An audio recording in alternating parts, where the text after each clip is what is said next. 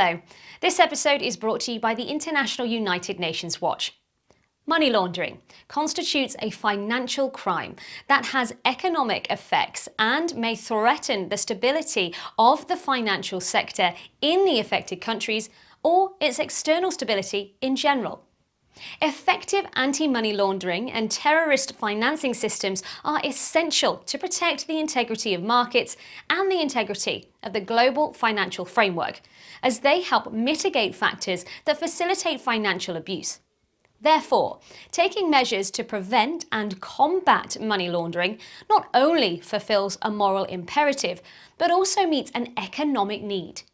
Money laundering is a process by which the illicit source of assets obtained or realised from criminal activity is concealed in order to obscure the link between the funds and the original criminal activity. Terrorist financing involves the collection and processing of assets to provide terrorists with the resource to carry out their activities.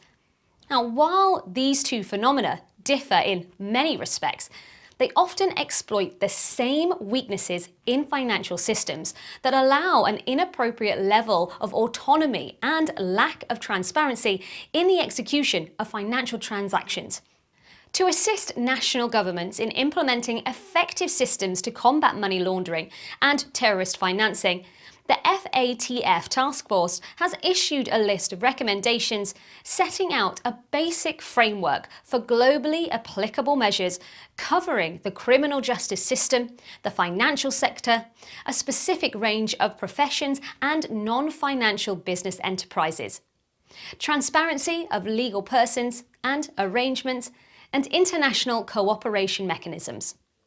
In February 2013, the task force adopted a revised joint methodology for assessing technical compliance with its recommendations and the effectiveness of AML CFT systems. IMF staff participated in the first 5 mutual evaluations conducted under the revised standard of methodology for Belgium, Norway, Spain, Australia and Malaysia, and led the evaluations for Italy and Canada, and are currently conducting an evaluation for Mexico. The Group of 7 and the Group of 20 supported the efforts for the task force and the International Monetary Fund to combat money laundering and the financing of terrorism, which was recently embodied in the initiative to tackle cross-border corruption and tax evasion.